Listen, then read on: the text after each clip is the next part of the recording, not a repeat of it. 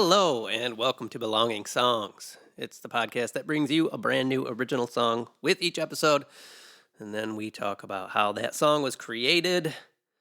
I'm your host, Wade Dana. With me today, my good buddy Chad Kelton. Hello. Coming to you from Chad's kitchen. We also have Frances here. Yeah, she's fantastic. Frances the cat. The most dog-like cat I've ever met. She has traits. Yeah, so she's actually right under my feet right now. Anyway, enough about the cat. It's been a while since we've podcasted, so good to be back.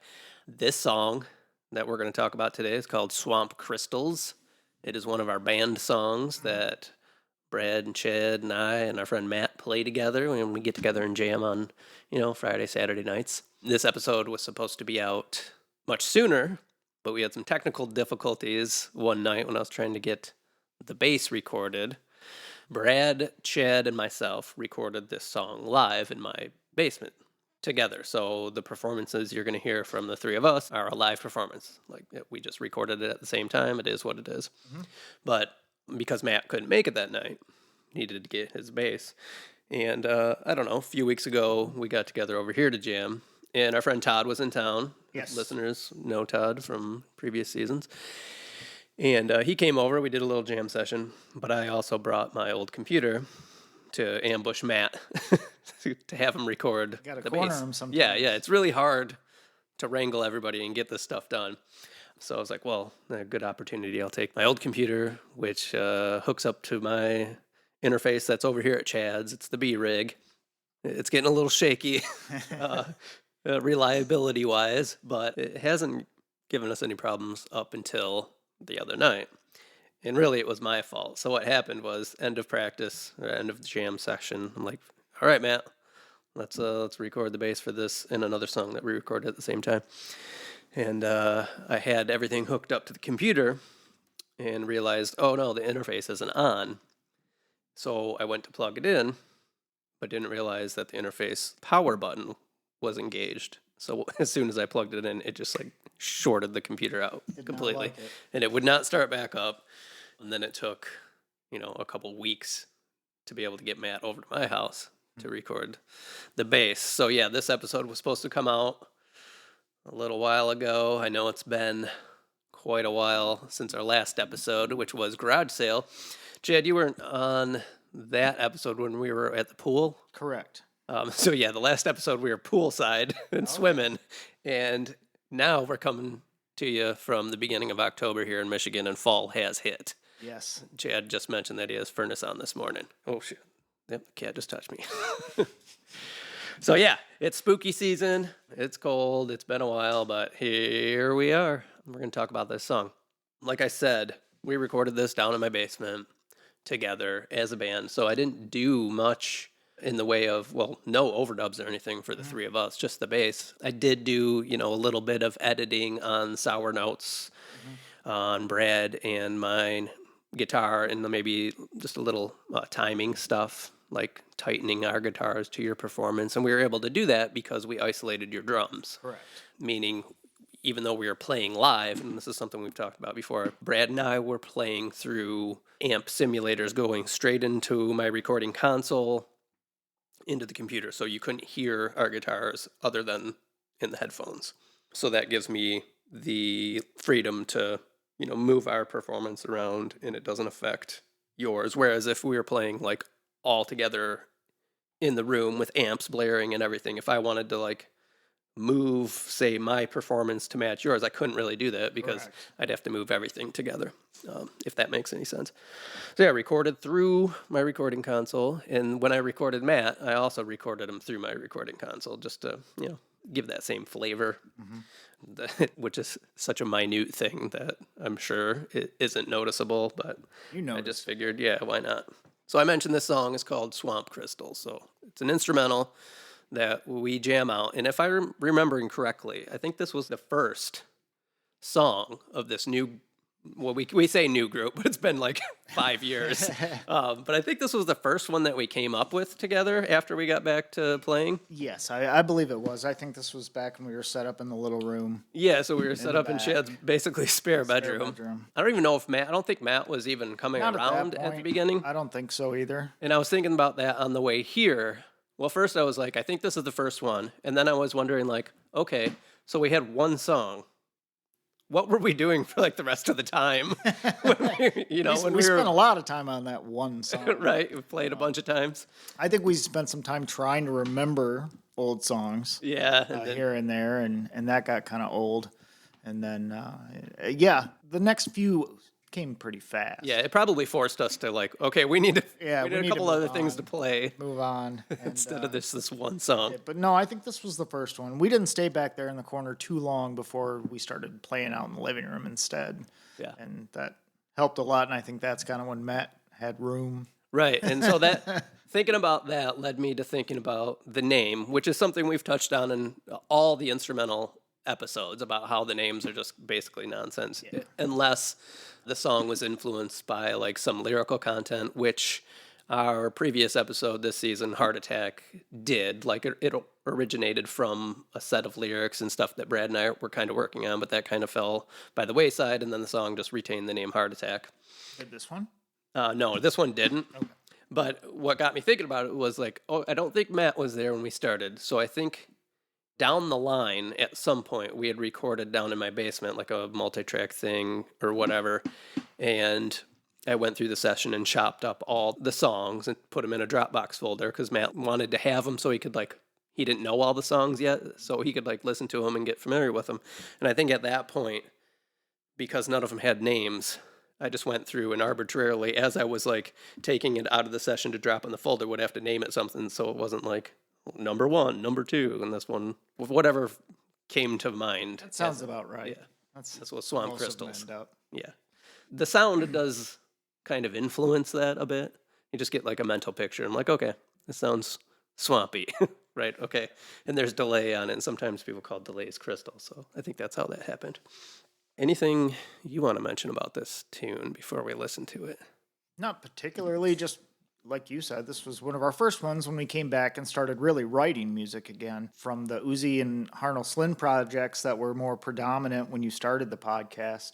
To this is kind of getting into our domain where the instrumental I'm in you part takes over. I think what happened was Chad, Brad, and myself, we all lived in the same town for a long time.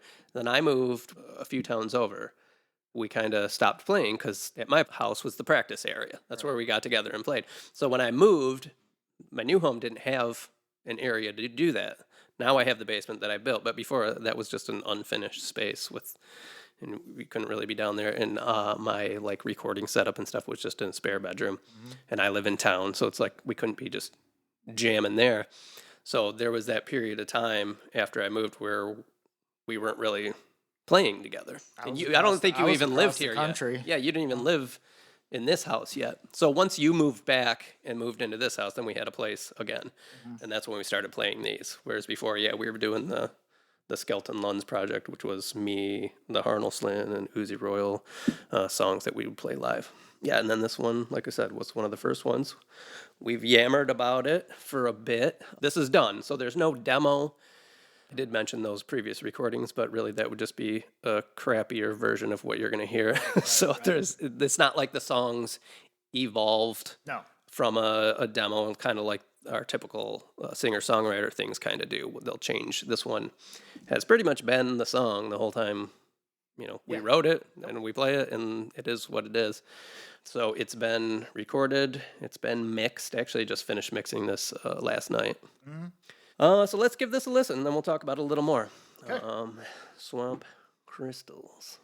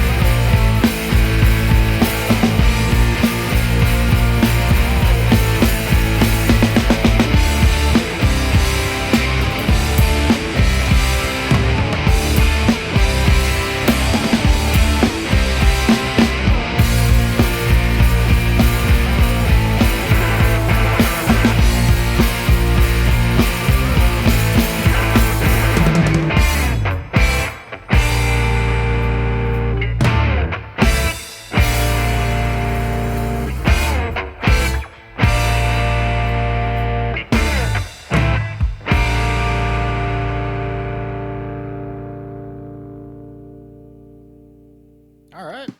Yeah, so first time for you hearing that mix. How'd it do? I think you did good.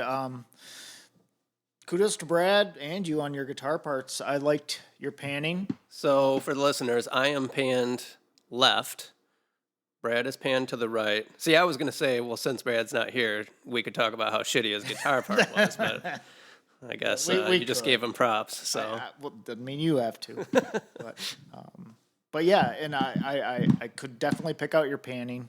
And then during almost the refrain or, chorus part where there's no words, you kind of brought them back in center a little more, still panned, but I think what happens there is there's some pretty extreme delay effects. okay. My guitar has a pretty extreme delay effect, but I pan it over to Brad's side to Okay. kind of fill that in.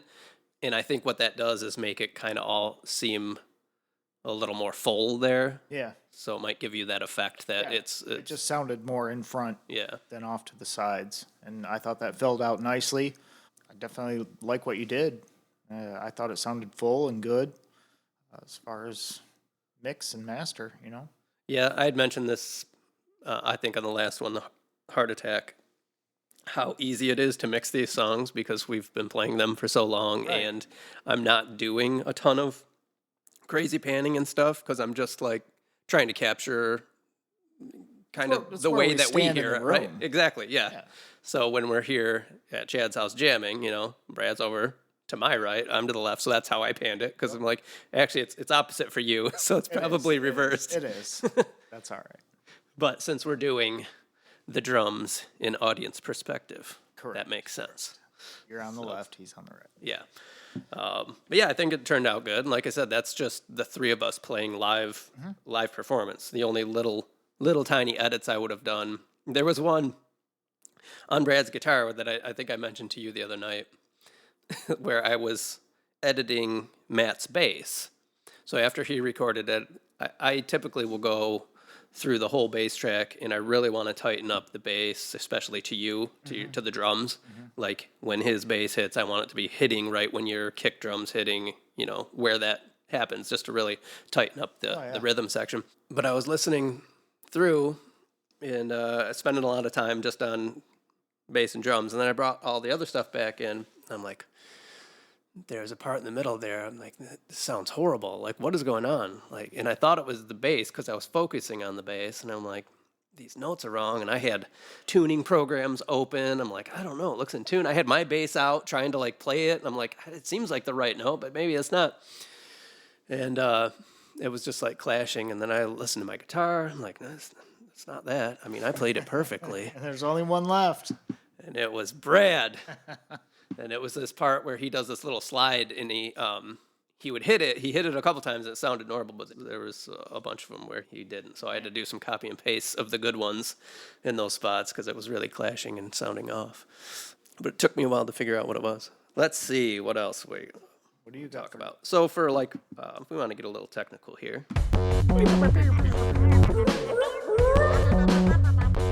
Although we recorded through amp simulators straight into the board so that amps weren't blaring. We've mentioned this in other episodes too. Brad, we have an emulation of his guitar amp.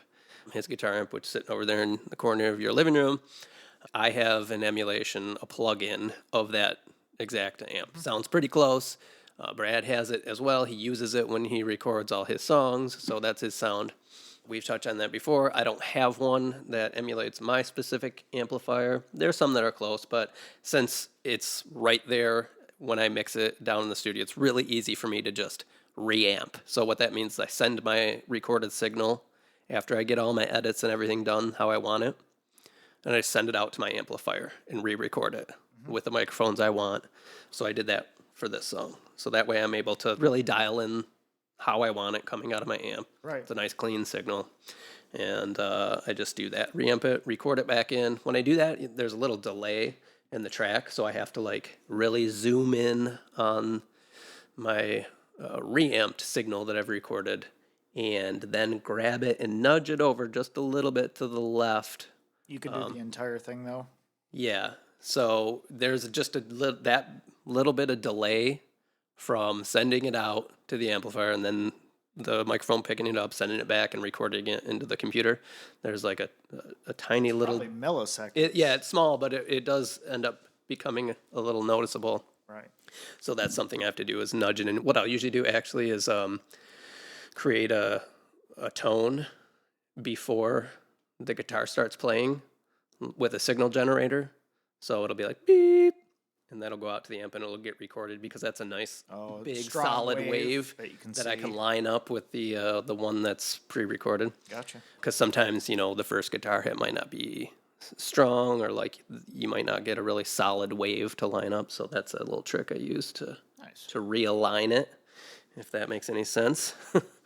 Something we haven't done all season, and I think it's about time, is to go a little bus riding. Oh, Get in, losers.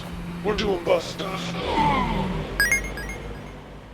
Everybody's favorite segment is back. It's returned, and we're going to talk about the plugins that I've used on the bass, because I don't think we've ever done a bass one. Now, this is a little misleading because the bass is not actually being sent to a separate bus. I just process it right there on the track, but I just wanted to play the bus stuff drop. right. So we did the bass overdub, which means Matt was just playing by himself down in my basement. I think this was like 2 weekends ago. He was able to come over after one of his kids' cross-country meets. He's like, I brought my guitar. So we recorded this song and another one that probably will be coming next season. And we recorded right into the board, but I also gave him an amp simulator just to make it seem more real, because Street signal gets lost. it's kind of flat. Yeah, it doesn't sound as lively. So even while he was playing, I had one plugged in just so he could have that feel. I did instantiate one while mixing. It's an Ampeg B15 emulator. It's the one I usually use on pretty much all of our songs if I don't actually record the bass. Some of my songs I have bass amps at home. Some of them I'll play with doing that. But a lot of the times I'll record it in direct and then put this amp simulator on there, which sounds really good. I think that's by Plugin Alliance. And then after that, I'm using a plugin by Slate Digital called the Virtual Mix Rack, which allows me to put multiple plugins into one slot in my DAW, Digital Audio Workstation, which is Pro Tools. And in that one, I'm starting with an 1176 compressor emulation by Slate Digital, and hitting the compressor, hitting the bass signal like with a 4:1 ratio, which means for every 4 dB that exceed the threshold of the compressor that I set, when the signal exceeds a certain amount, it only lets 1 dB through. I set the threshold kind of high, so it's really only catching any clicks or extreme pops that might happen. Mm-hmm. It's not really taming the whole signal. I save that for a little later, but that's just I do this with vocals too. Like set one with a high threshold that catches all the really extreme things that might not necessarily have been meant to be there, if that makes sense. Like really slapping the string or something like that. And then after that, a little bit of EQ with a Neve style EQ called the FGN, boosting 1.64 and 1.99 kilohertz on Matt's bass. Him and Brad, and their basses, the way they have them set up, really have hardly any top end. Really? I know Brad's, and I've told Brad this, but Matt, I think it was just the way he's had it set that day, because I haven't noticed that before. And that's counterintuitive, really, to think of like, oh, you want to boost the high end of a bass, but that's where you get a lot of the little sparkle, the string noise, yeah. Yep. Which it really is helpful in a mix. Like you think of the bass like, oh, you just want to boost the low end.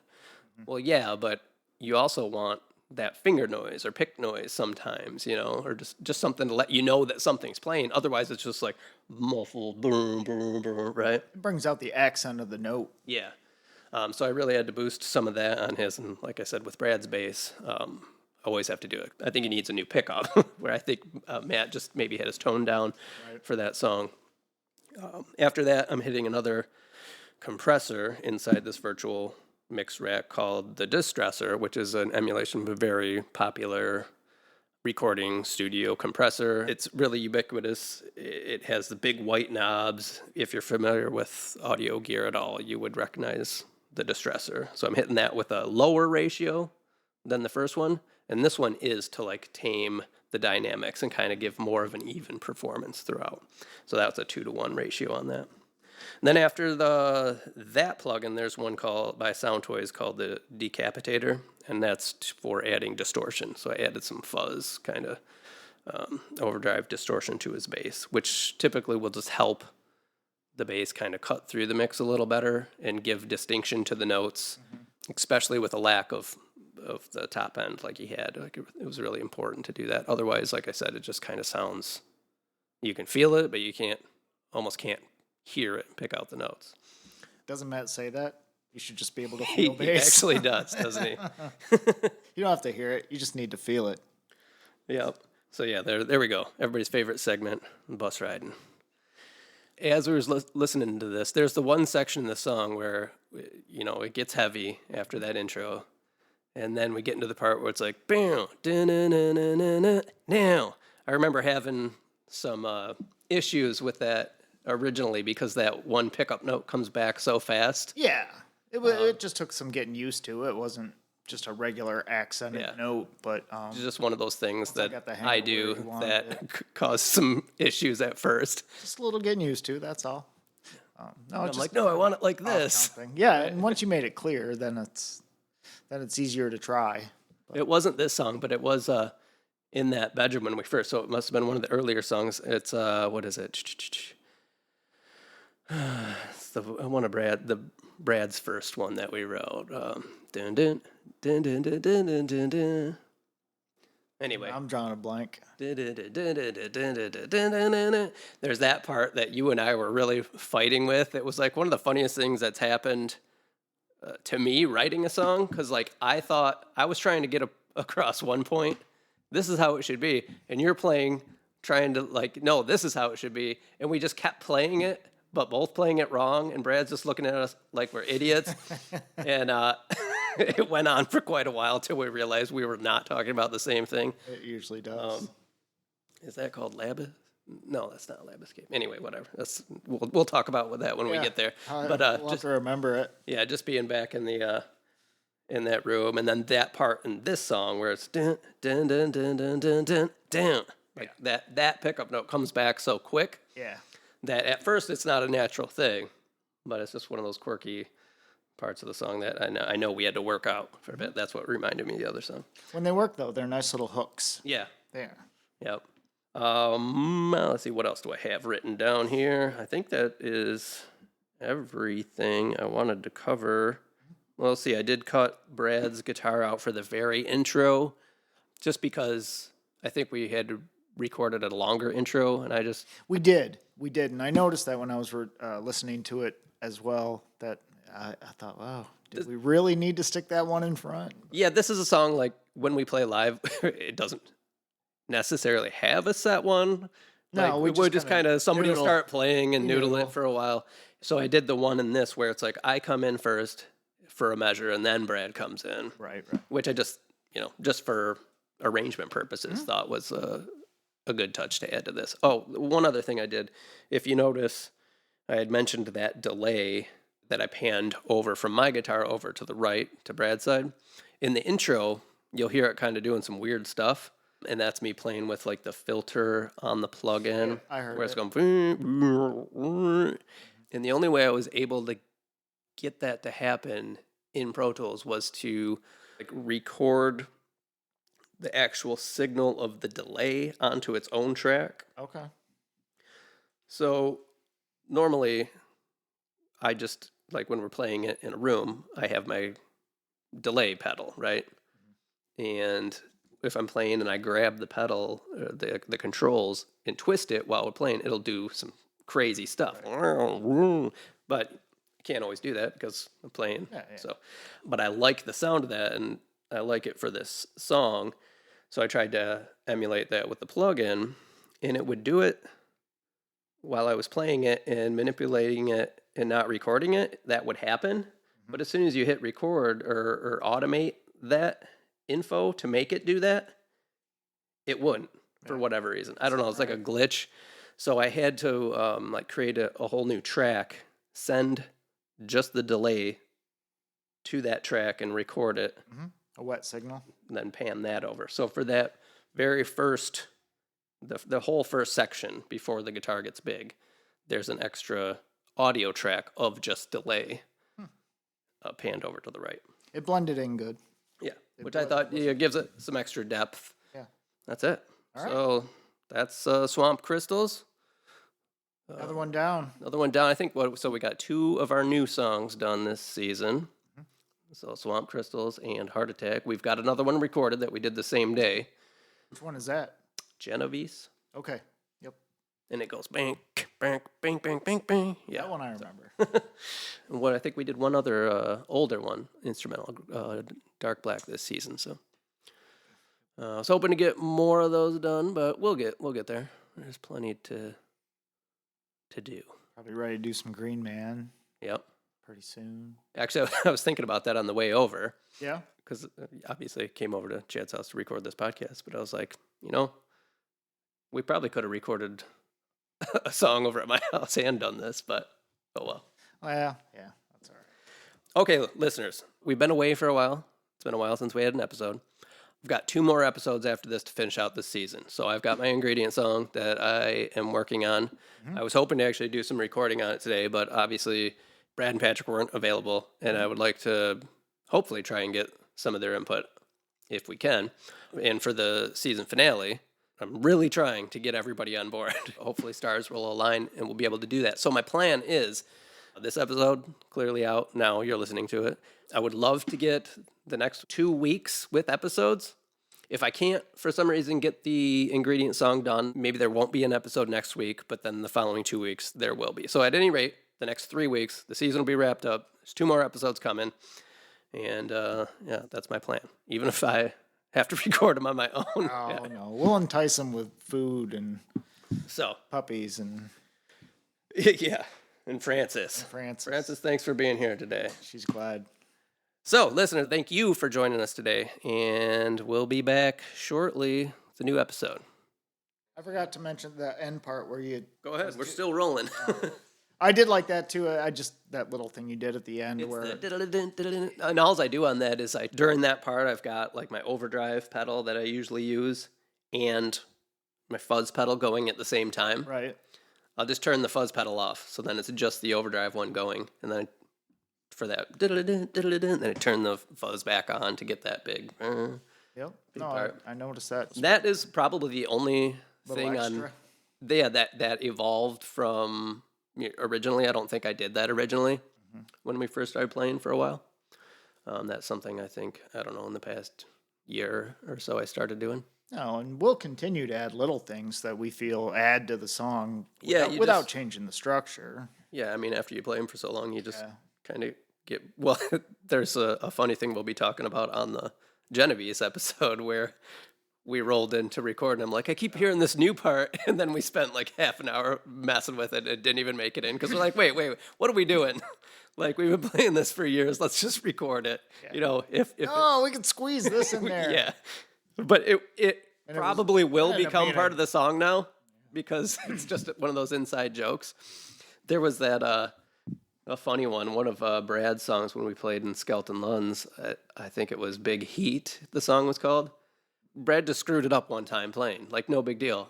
But it was like, for some reason, hilarious to us because it sounded like his guitar was farting or whatever, and it just like basically became part of the song after a while. Just an inside joke, and like that part would be coming up, and we'd all kind of glance at each other like, it's coming, it's gonna be funny.